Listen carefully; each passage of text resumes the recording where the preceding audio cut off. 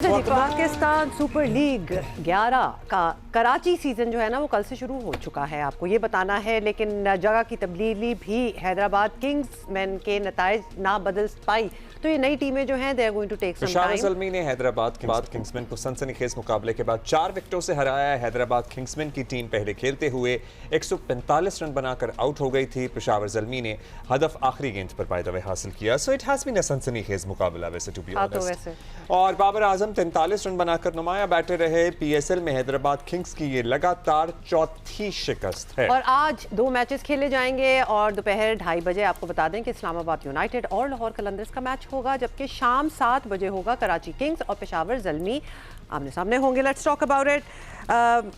राशिद भाई हैं और माजिद भट्टी साहब हैं जो हमारे साथ मौजूद। राशिद भाई अस्सलाम वालेकुम, good morning. Good morning. Rashid भाई, हम तो जरा जंगों में भी बिजी थे, मतलब पीस नेगोशिएशंस को कवर करने में बिजी थे। हमने कुछ जंग का नहीं किया, हम तो पीस के लिए बिजी थे। हम पीस वाले हैं, लेकिन जाहिर है दुनिया की एक जंग रुकवाई है। बट कल बड़े इंटरेस्टिंग मैचेस भी हुए हैं। बताइएगा what is not working out for Hyderabad Kingsman?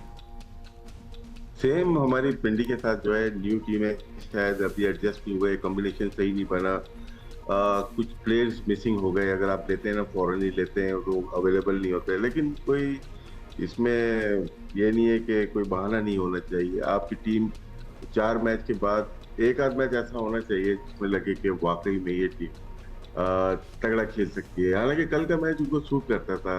Venue change हुआ है और कराची में स्पिन पिचेज होती हैं, डोमिनेशन होती है, स्पिनर्स की होती है।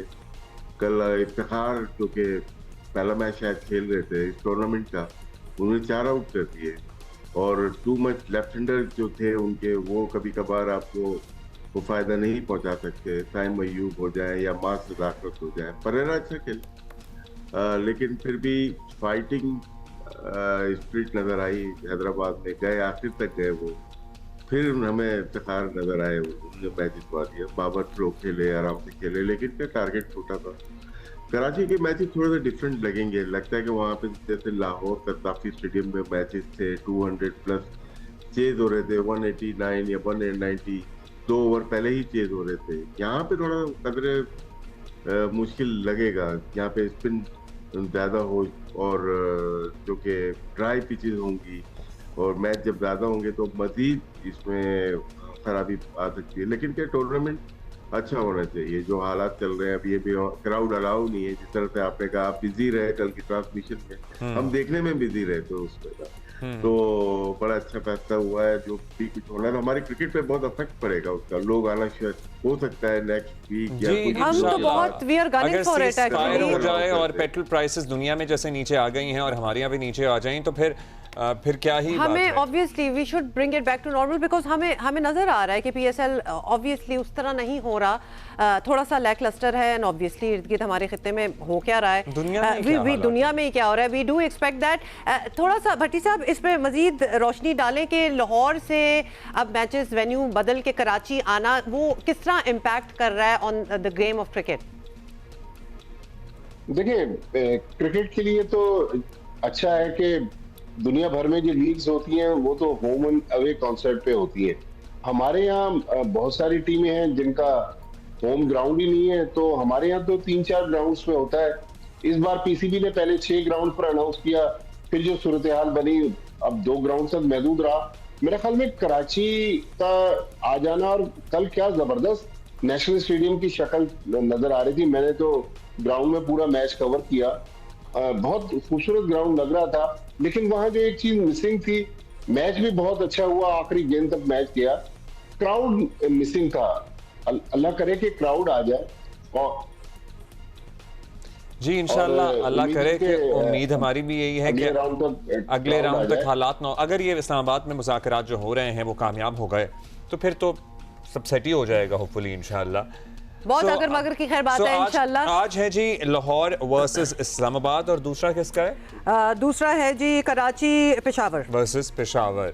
So राशिद भाई, your thoughts on that, which is let's talk about the first one जो कि 3 बजे दोपहर को होना है लाहौर। मैं एक बात राशिद भाई के जी भट्टी साहब, देखिए कल पेशावर ज़ल्मी 11 दिन बाद पहला मैच खेली, एक मैच बीच में बिल्कुल बारिश की नजर हुआ। अब अगले 4 दिन में पेशावर ज़ल्मी को 3 मैचेस खेलने, तो मेरे ख्याल में जो टूर्नामेंट की उस दिन भी हमने परसों तरसों भी बात की थी। भट्टी साहब ये कि बता जिन लोगों दें ने एक्चुअली, और हमने शायद ये पहले भी बात की थी कि ये स्केड्यूल कौन बनाता है, मतलब इतना बड़ा टीमों की गैप। से तो होती है, बट भट्टी साहब you have been covering the match, PSL के जी। अथॉरिटीज भी वहां होती हैं।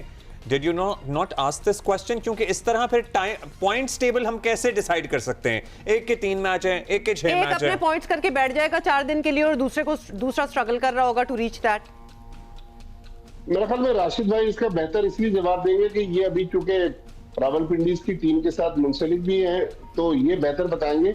लेकिन डेफिनेटली फ्रेंचाइजीज को वो कॉन्फिडेंस में लेते हैं, लेकिन इस तरह की शेड्यूलिंग मेरे ख्याल में मुनासिब नहीं है कि 11 दिन बाद पेशावर ज़ल्मी कल पहली बार ग्राउंड में उतरी और अगले 4 दिन में अब उनको 3 मैच खेलने, कल मैच खेले, 24 घंटे बाद आज दोबारा पेशावर ज़ल्मी को मैच खेलना है। राशिद भाई आप बताएं ये कैसे होता है, मतलब who is making this schedule? इसमें इक्वल डिस्ट्रीब्यूशन हो सकती है, और पहले जो शेड्यूल बना वो 5 सेंटर्स का बना, जिसमें फैसलाबाद, मुल्तान और रावलपिंडी भी शामिल थे। और उसमें भी थोड़ी सी जाहिर सी बात है, फ्रेंचाइज के बाद जब आता है तो आपसे डिस्कस करते हैं कि ये शेड्यूल आ रहा है। उसमें भी कुछ बातें ऐसी हुई जैसे पूछी गई कि ये इतने ज्यादा मैचेस, हमें 6 मैचेस लगातार 6 डिफरेंट वेन्यूज पे ट्रैवल कराया जा रहा है, बल्कि 1 या 2 फ्रेंचाइज अपने ही वेन्यूज पे 5 लगातार मैचेस खेल रही है। डिस्ट्रीब्यूशन हो सकती है, इसमें आपके पास कितनी प्रोडक्शन किट्स हैं ये बहुत अहम है। तो अगर 2 या 3 सेंटर के पास मौजूद हैं तो फ्रिक्वेंटली आप ट्रैवल करा सकते हैं। अगर जैसे लाहौर में एक सेंटर में किट लगाई हुई थी प्रोडक्शन की, तो वहीं पे हमें मैच कराने हैं। अब उसको खत्म करके हम कराची आए हैं वापस, तो इसमें और इन्वेस्टमेंट करनी पड़ेगी प्रोडक्शन में पाकिस्तान क्रिकेट बोर्ड को। कि इक्वली एक नंबर 1 ये होता है कि आपके मैचेस के सेंटर पे कितने हैं, दूसरा होता है कि डे मैच कितने हैं, नाइट मैचेस कितने हैं, कितना गैप है। तो इसमें कोई ज्यादा मुश्किल नहीं है, 8 टीम्स की उसको आप इक्वली डिस्ट्रीब्यूशन कर सकते हैं। इसमें हम थोड़ी सी दे सकते हैं कि 2 वेन्यूज हो गए, उसमें इनके पास शायद थोड़े इश्यूज नजर आ रहे हैं, यहाँ पे मार्जिन दे सकते हैं इनको। लेकिन जब 4 से 5 वेन्यूज हो जाते हैं, उसमें आप आराम से number of matches, number gap कितना होगा। अच्छा, आज के मैच के फेवरेट्स बता दें जरा क्विकली। लाहौर वर्सेस इस्लामाबाद में आपको किसका ज्यादा चांस लग रहा है? लाहौर बेहतर लग रही है, लाहौर ज्यादा बेहतर लग रही है यहाँ पे। और भट्टी साहब, इस्लामाबाद का रिकॉर्ड बहुत अच्छा है, लेकिन लाहौर मेरे ख्याल से बेहतर है। और भट्टी साहब कराची पेशावर में आपको क्या लग रहा है? देखिए, कराची की टीम जो है, कराची के कप्तान डेविड वार्नर वो अभी तक पहुंचे नहीं है। उनके बारे में इत्तलात है कि आज पहुंचेंगे। एडम ज़ैम्पा उनके पहुंच गए। दो यूएई जो प्लेयर्स गए थे, मोहम्मद वसीम और वो भी आ गए, हुज़ैमा, वो वापस आ गए। लेकिन मेरे ख्याल में कराची किंग्स की टीम बेहतर इसलिए है कि वो लगातार 3 मैच जीत कर आई हुई है और बेहतर शेप में नजर आ रही है। बहुत शुक्रिया आपका भट्टी साहब। Thank you. एंड राशिद भाई, थैंक यू वेरी मच।